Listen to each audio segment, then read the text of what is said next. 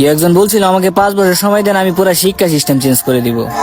আমি বলছি 5 বছর না, তাকে 1 বছর সময় দেন, পুরা দেশকে চেঞ্জ করার ক্ষমতা রাখবে। যদি আপনারা না পারেন আমাকে দায়িত্ব দেন, আমাদেরকে বলেন যে ভাই বা ছোট ভাই, তোমাকে আমি 1 বছর সময় দিলাম, শিক্ষার বিষয়গুলো গোছায় দাও। বিনা পারিশ্রমিকে ইনশাল্লাহ করে দেব, কোনো সমস্যা নেই। 1 টাকাও দিতে হবে না, জাস্ট একটা চেয়ার টেবিল দেন, 100 জন আলেম দেন, 100 জন বুদ্ধিজীবী দেন, গড়ে দিব ইনশাল্লাহ। প্লে গ্রুপ থেকে মাস্টার্স পর্যন্ত আমাদের ছেলেমেয়েরা এমন শিক্ষায় শিক্ষিত হবে যেটাকে শরীফের গল্প শেখাবে না ইনশাল্লাহ। বরং আমার ছেলে পাইলটও হবে, বিমানও চালাবে, আমার ছেলে ইনশাল্লাহ হাফেজে করানো হবে ইনশাল্লাহ।